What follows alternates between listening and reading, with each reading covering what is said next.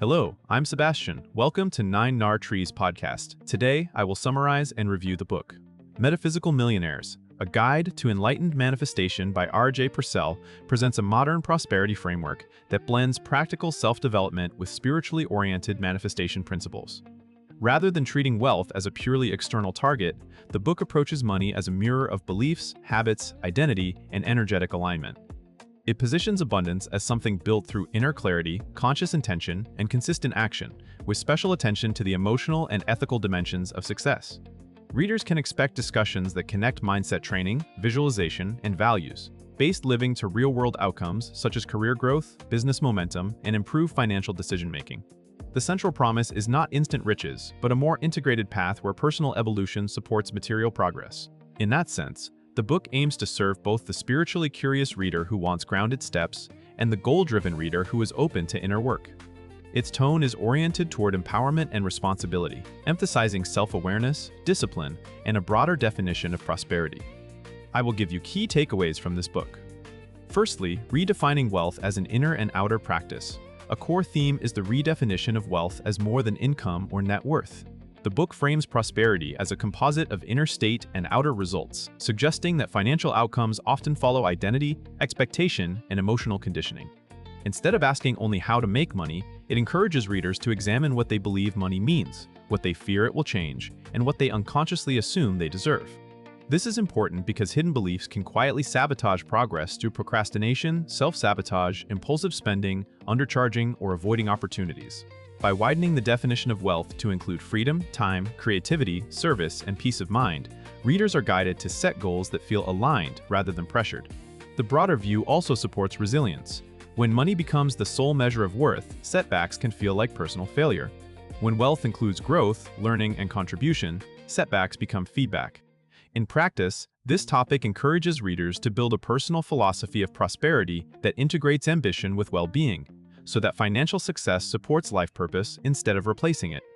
Secondly, intention, clarity, and the mechanics of manifestation. The manifestation approach, emphasized here, begins with clarity. The book presents intention as a disciplined process of deciding what you want, why you want it, and what kind of person you must become to sustain it. Vague desires like more money are treated as weak signals. Clearer targets tied to meaningful reasons are positioned as more actionable and motivating.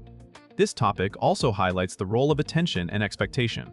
What you repeatedly focus on tends to shape decisions, risk tolerance, and pattern recognition. In that way, manifestation is not portrayed as wishful thinking, but as a method of organizing the mind and behavior around a chosen outcome. Readers are encouraged to align goals with values to reduce inner conflict, because goals that clash with ethics or identity often trigger guilt and inconsistency. The book also implies that emotional coherence matters. Wanting wealth while resenting wealthy people, or craving success while fearing visibility, creates friction. The practical takeaway is to treat manifestation as a cycle: define, feel, believe, act, and refine. Over time, this cycle trains both confidence and competence, turning intention into structured momentum. Thirdly, mindset reconditioning and removing prosperity blocks. Another major topic is identifying and dissolving prosperity blocks, the internal narratives that limit earning, receiving, and expanding. The book focuses on how early experiences, cultural messages, and past disappointments can program scarcity thinking, such as the belief that money is stressful, that success requires suffering, or that wanting more is selfish. These beliefs can show up as chronic overgiving, fear of charging fairly, avoiding budgeting, or staying loyal to familiar struggle. By treating these patterns as learned rather than fixed, the book encourages a reconditioning process. Notice the story, test it against evidence, and replace it with a belief that supports constructive action. This is not framed as naive positivity, it is framed as mental hygiene that prevents old assumptions from driving new decisions. Emotional regulation is implied as part of the work, because financial growth often triggers discomfort, responsibility, and visibility. Readers are guided to build tolerance for expansion, meaning the ability to hold larger goals without panic or self-sabotage. The intended result is a mindset that supports smart risk-taking, sustained effort, and a healthier relationship with money and self-worth. Fourthly, aligned action turning spiritual ideas into daily habits.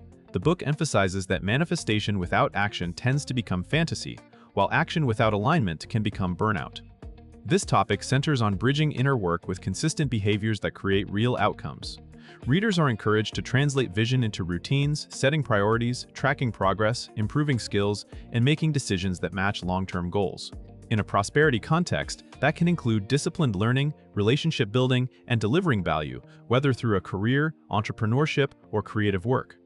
The concept of aligned action suggests that the right actions are not only productive, but also congruent with personal values and strengths, making them more sustainable. The book also highlights persistence and iteration. Results often arrive through multiple feedback cycles rather than a single breakthrough.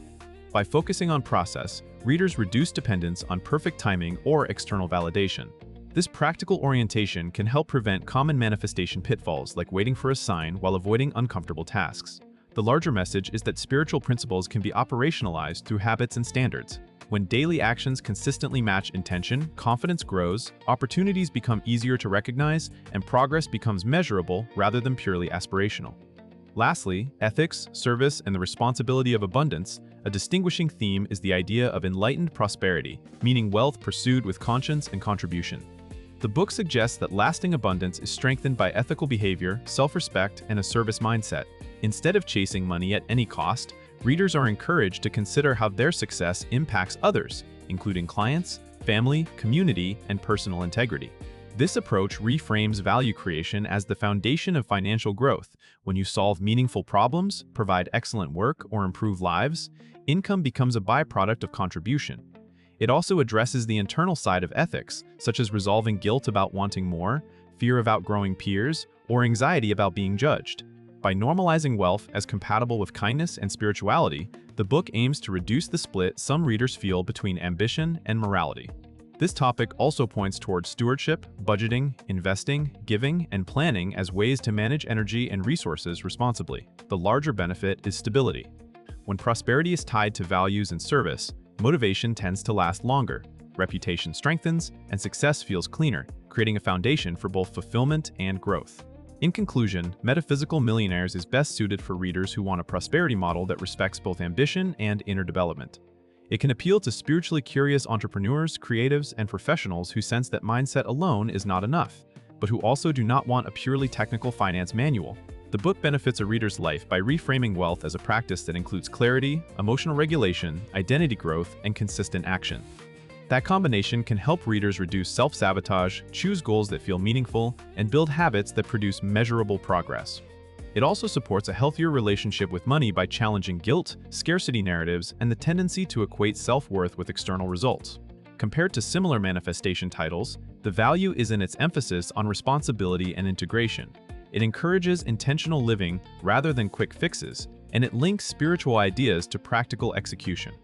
For readers tired of extremes, either purely mystical promises or purely mechanical hustle, this book offers a middle path that can feel both grounded and inspiring. It is worth buying if you want a framework that treats financial growth as a byproduct of becoming more aligned, capable, and ethically driven.